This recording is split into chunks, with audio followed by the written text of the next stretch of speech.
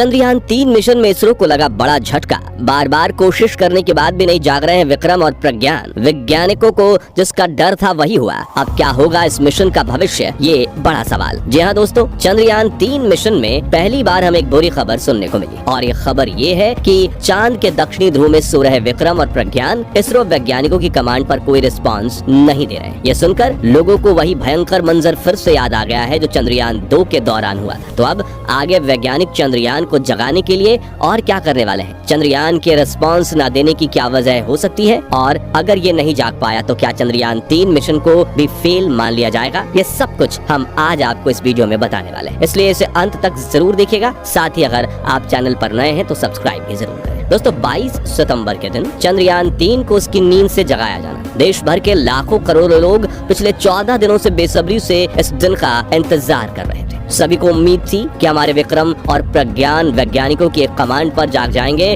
और अपना काम शुरू कर देंगे। लेकिन कहीं ना कहीं हमें यह डर भी था कि अगर विक्रम और प्रज्ञान नींद से नहीं जागे तो क्या होगा, और हमारा यह डर अभी तक तो सच साबित हो रहा है। असल में वैज्ञानिकों के बार बार प्रयास करने पर भी विक्रम और प्रज्ञान कोई रिस्पांस नहीं दे रहे हैं, और ये वाकई में हमारे लिए एक बुरी खबर है। अब लोगों के मन में सबसे बड़ा सवाल ये उठ रहा है कि 14 दिन पहले जब प्रज्ञान और विक्रम को स्लीप मोड में डाला गया था तब उनकी हेल्थ 100% थी और उनके सारे सिस्टम एकदम सही तरीके से काम कर रहे थे, और फिर 14 दिन स्लीप मोड में रहने के दौरान ऐसा क्या हो गया कि अब ये कोई रिस्पांस नहीं दे रहे? आखिर चंद्रयान के इस फेलियर की वजह क्या है? इस सवाल का जवाब हम आपको वीडियो में आगे देंगे, लेकिन उससे पहले जो लोग नहीं जानते उन्हें बता दें कि 23 अगस्त 2023 के दिन हमारा चंद्रयान-3 चांद के दक्षिणी ध्रुव में लैंड हुआ था। शुरुआत में हमारे वैज्ञानिकों का प्लान इस मिशन को एक लूनर डे यानी कि पृथ्वी के 14 दिनों तक कंटिन्यू रखना था, और इस काम में वो पूरी तरह से सफल भी रहे। लेकिन क्योंकि विक्रम लैंडर और प्रज्ञान रोवर दोनों ही अपना काम निपटाने के बाद बहुत अच्छी कंडीशन में थे, इसलिए वैज्ञानिकों के मन में यह विचार आया कि क्यों ना इस मिशन को एक और लूनर डे के लिए एक्सटेंड कर दिया जाए, और यही सोचकर उन्होंने रात होते ही प्रज्ञान विक्रम दोनों को स्लीप मोड में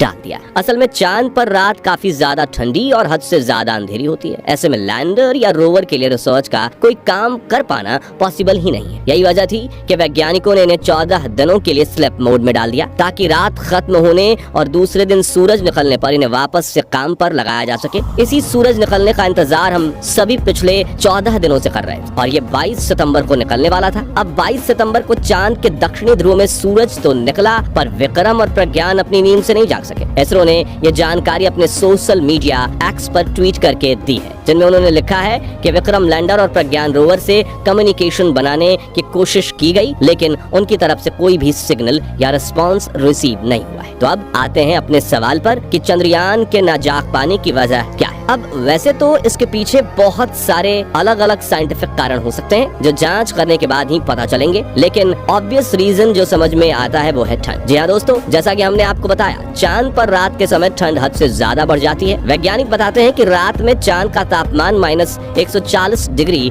सेल्सियस के करीब रहता है, और बात अगर दक्षिणी ध्रुव की हो जहाँ हमारा चंद्रयान मौजूद है, वहाँ ये तापमान -200 से भी नीचे चला जाता है। इतने कम टेम्परेचर में दुनिया का कोई plastic material, carbon power material या फिर कोई भी इलेक्ट्रॉनिक्स डिवाइस सरवाइव नहीं कर सकता। अत्यधिक ठंड की वजह से ये सब चीजें क्रैक हो जाती हैं, यानी उनके अंदर दरारें पड़ जाती हैं और वो किसी काम के नहीं रहते। हालांकि इसरो वैज्ञानिकों ने विक्रम और प्रज्ञान में बहुत हाई लेवल के थर्मल मैनेजमेंट के काम किए थे, लेकिन हमें ये नहीं भूलना चाहिए कि मौलिक रूप से इस मिशन को सिर्फ 14 दिनों के लिए ही प्लान किया गया था, और वैज्ञानिक ने रोवर और लैंडर को भी इसी तरह डिजाइन किया था। ये चांद के दक्षिणी ध्रुव में बस 14 दिन सरवाइव कर ले। ऐसे में विक्रम, प्रज्ञान या फिर इनमें से कोई भी एक अगर जाग जाता है तो ये किसी चमत्कार से कम नहीं होगा, क्योंकि इन्हें इतने लंबे समय तक सरवाइव करने के लिए बनाया ही नहीं गया है। इसरो के पूर्व वैज्ञानिक तपन मिश्रा का कहना है कि विक्रम लैंडर या प्रज्ञान रोवर में कोई भी अगर एक सरवाइव कर गया तो फिर ये आने वाले 6 महीने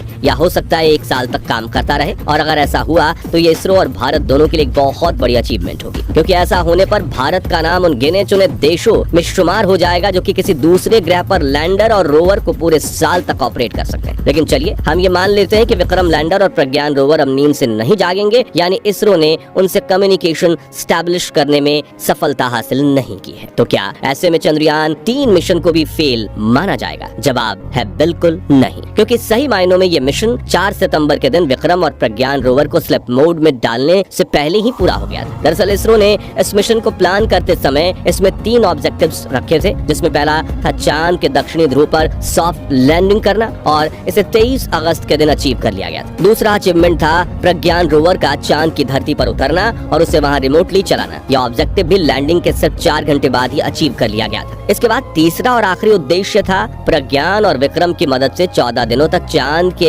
हिस्से में खोजबीन व रिसर्च का काम करना, और यह काम भी 4 सितंबर तक बखूबी पूरा कर लिया गया। बल्कि इस रिसर्च के दौरान चांद पर ऑक्सीजन और सल्फर खोज करके इसरो ने दुनिया को हैरान भी कर दिया था।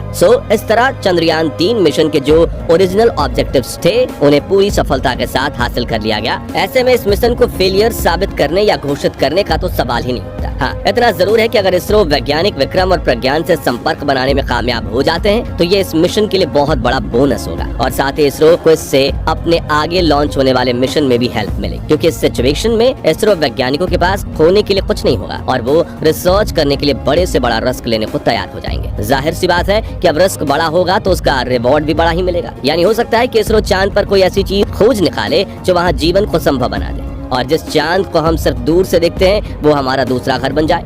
लेकिन ये सारी चीजें तभी पॉसिबल हो पाएंगी जब विक्रम या प्रज्ञान इसरो के भेजे सिग्नल्स का कोई जवाब देंगे। और जैसा कि हमने बताया, फिलहाल वैज्ञानिकों को चंद्रयान की तरफ से कोई रिस्पॉन्स नहीं मिला है। हालांकि इसरो ने अभी हार नहीं मानी है, बल्कि उन्होंने ट्वीट करके ये जानकारी दी है कि अभी आगे वो चंद्रयान के साथ संपर्क बनाने की कोशिश करते रहेंगे, क्योंकि कई बार किसी टेक्निकल ग्लिच की वजह से भी संपर्क बनाने में दिक्कत आ जाती है। ऐसी छोटी मोटी गड़बड़ी मानकर हमारे वैज्ञानिक चंद्रयान के साथ कम्युनिकेट करने का प्रयास अभी भी कुछ समय तक जारी रखेंगे, और अगर इसके बाद भी उन्हें कोई कामयाबी नहीं मिलती है तो फिर इस मिशन को भारत व इसरो की एक बड़ी सफलता मानते हुए यहीं पर समाप्त घोषित कर दिया जाएगा। तो दोस्तों, अगर आप भी चाहते हैं कि विक्रम लैंडर और प्रज्ञान रोवर फिर से गहरी नींद में से जाग उठें तो प्लीज कमेंट बॉक्स में इसरो को अपनी दुआएं जरूर दीजिए। बाकी आज की इस वीडियो में बस इतना ही था। वीडियो अच्छी लगी हो तो इसे लाइक और शेयर जरूर करना, और अगर आप हमारे फेसबुक पेज पर नए हैं तो पेज को फॉलो भी जरूर करें। मिलते हैं जल्दी ही ऐसी